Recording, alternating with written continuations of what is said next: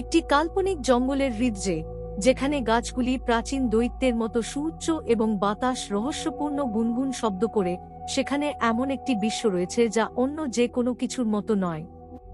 এই জঙ্গলটি, যার নাম ইভারশাডো, তার অন্ধকার নদীগুলির মতো গভীর ইতিহাস এবং বিস্ময় ও উদ্বেগে পূর্ণ সংস্কৃতি ধারণ করে।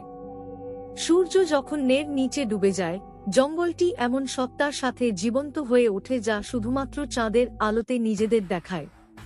প্রথমত, এখানে গ্লিমার ব্যাটস রয়েছে, যাদের পাখনা তারাদুটিতে ঝিলমিল করে।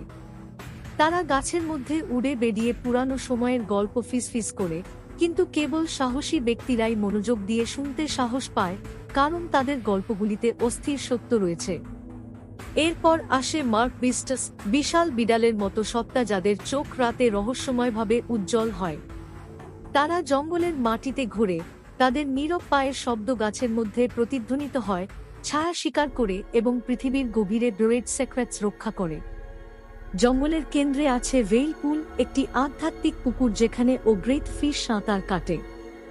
এই ভুতুড়ে সত্তাগুলিকে বলা হয় জঙ্গলের স্মৃতি ধারণ করে, এবং যখন তারা উঠে আসে, তারা ভুলে যাওয়া সময়ের গল্প শোনায় একটি হান্টিং সুরে।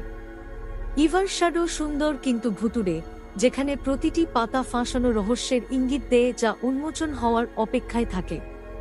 কিন্তু সাবধান, কারণ জঙ্গলের সেক্রেটস বিপজ্জনক হতে পারে, যেমন তারা আকর্ষণীয়।